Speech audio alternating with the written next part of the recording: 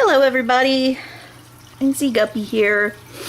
Just wanted to do a vlog today about a rather important topic that is first time experience for me, but definitely something that I do get asked, and that is about changing sponge filter or cleaning a sponge filter. So as you can see, this tank is actually empty.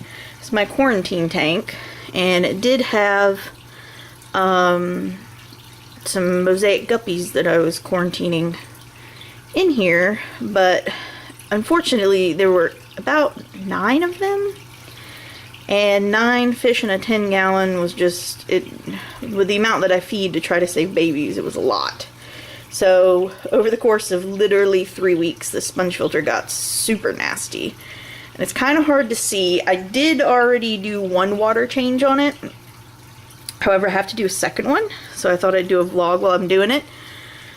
The water is atrocious. It looks clear. Everything looks great. The bottom, I don't know if I can get it on this camera.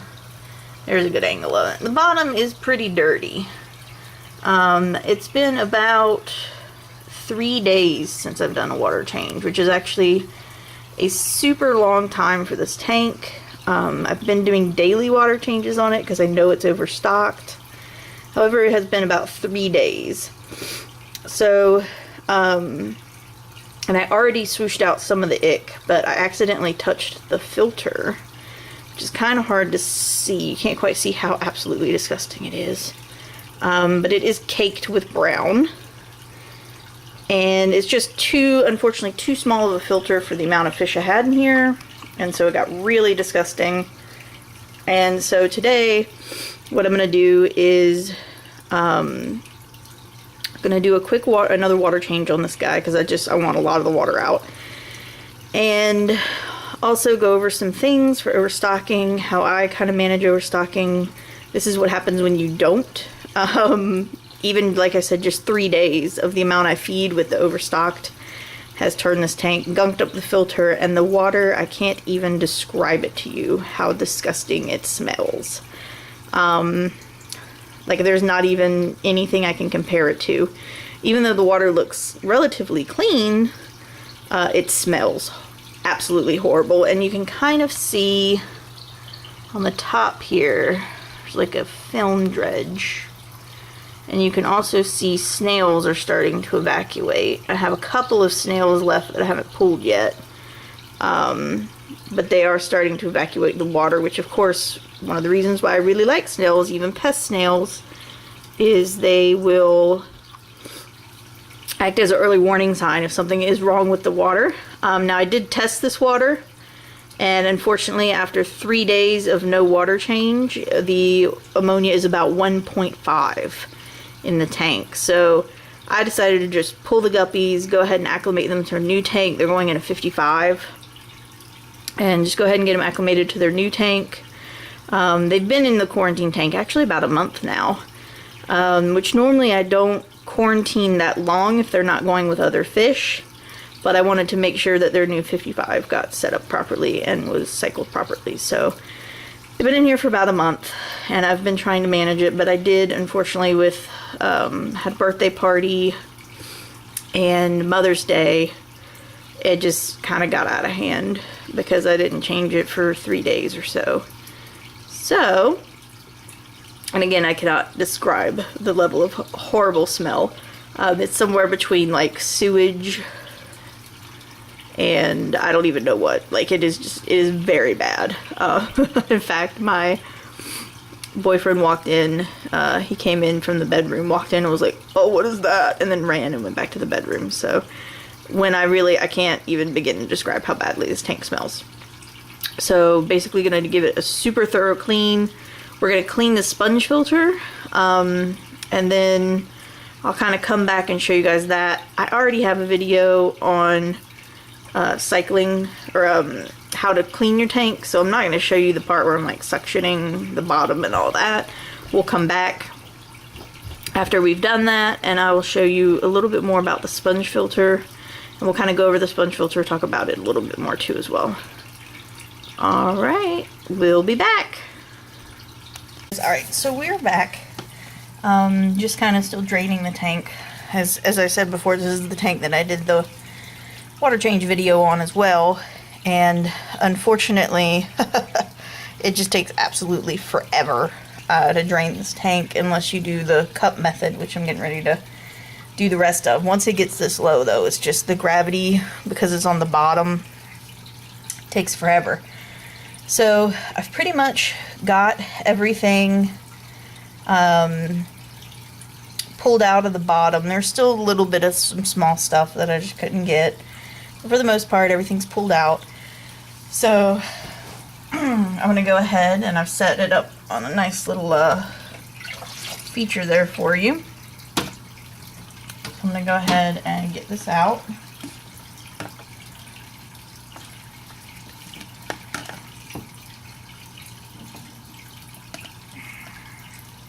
Luckily, it's not quite as stinky this go round because we already did this once. However, let me dry my hands a little bit. There is a little gunk still on the top. So basically, I'm going to take this cup and just try to pull the gunk off the top as well. Get all that out. Try to wash the walls off a little bit. Not sure if you can see it from the angle that you're at, but there's a little gunk on some of the walls back there as well. So I'm pretty much doing 75% water change on this. I've done 2 now because they're inefficient here. Again, pulling water out, other than changing your changes your parameters sometimes a lot, especially if your tap water is very different from your tank water. But other than that, it's not gonna like cause your tank to go into a new cycle or anything like that, so long as you don't scrub the sides of the tank or the filter, or the, you know, really scrub the gravel or add chlorine in to kill the bacteria, something like that. But the way that we're going to change the filter is the safe way. And we're not going to change them, sorry. The way we're going to rinse the filter is the safe way. I never change out sponge filters, mainly because you're just going to throw your good bacteria away. And as you can hear, I'm doing a water change on the tank above as well, and it's still got that hang on back. I'm working on converting it to sponge, but I've got to let the sponges get nice and full of that good bacteria. And so again, if you remember from my hang on back filter video, we want to make sure that we don't kill the good bacteria that's in our filter even though we're rinsing it out, because that'll start your tank cycle all over again. We don't want to do that. So just going to pull some more water out. I'm going to wait to pull the rest of our water out until we're done with this. So what I like to do is I like to pull the sponge filter out. So I'm just going to grab this guy. Now, normally what I would do, because when you normally pick this up, it's just going to get crap everywhere. So what I normally like to do is either have it super close where I can quickly kind of get it out and over to the new one. There we go. So, I'm going to pick up the camera now so you guys can see what's going on. Have it in the tank. Now, you can unattach the tube and you can unattach the pipe and all that. Honestly, I'm just too lazy to, if I have the room for it. I'm going to take it and I'm just going to squeeze it.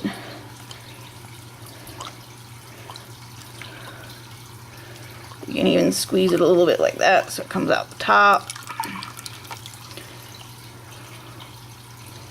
And again, you can see how gross the water is getting.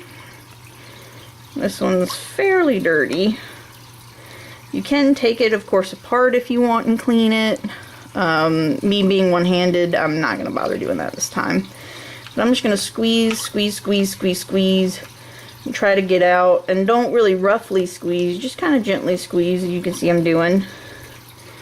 I'm just going to try to get all that ick out. And pour that out.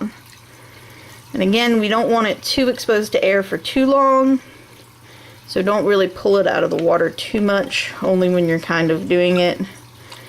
But you can definitely see all the brown mucky water. This is why you do not want to do this in your tank. You just kind of want to gently squeeze it in a bucket.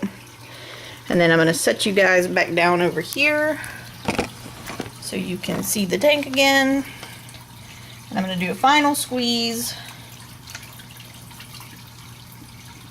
Kind of squeeze that out.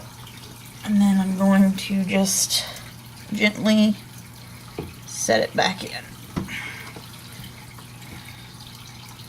There we go. Get a napkin here. But as you can see, it looks a lot better, and I'll kind of zoom in here in just a second as soon as I get my hand dry. It looks a lot better. It's not filled with that brown, gunky, yucky blah. Again, let's zoom in here for you.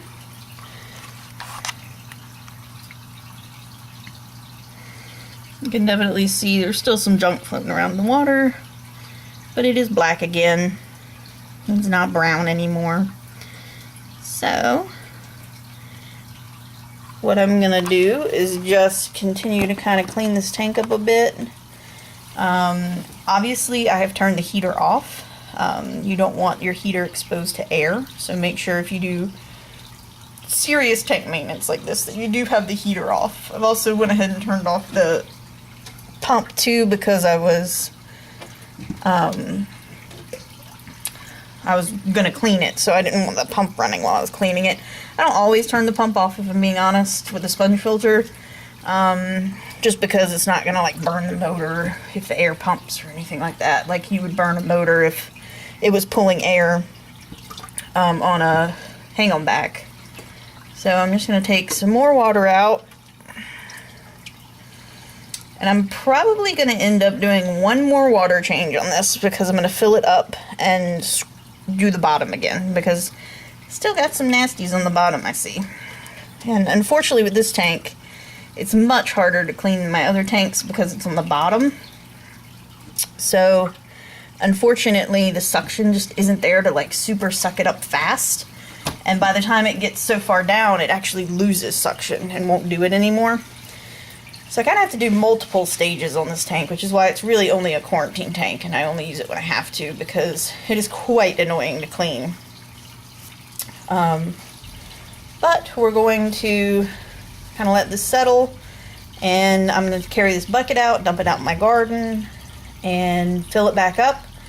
And we'll probably do one more change on it, but I just kind of wanted to show you guys mainly the cleaning of the sponge filter. Sponge filters are amazing. You do not have to throw them away. You don't have to replace them ever. You just take them the way I did, squeeze them in the bucket, and as you can see, the bucket is super disgusting. It's got all that nasties from the thing in there. So you just squeeze it in the bucket and then put it back in your tank and you're good to go. It's one of the reasons I love sponge filters so much. As always, if you guys have any questions, I'm not the world's greatest fish expert, but I have been doing 28 years. Be happy to help you answer any questions, make a video for you, or just help you out in general. If you have any questions on my guppies or anything, make sure to look us up on Facebook at NC Guppy. Alright, have a good one, everybody.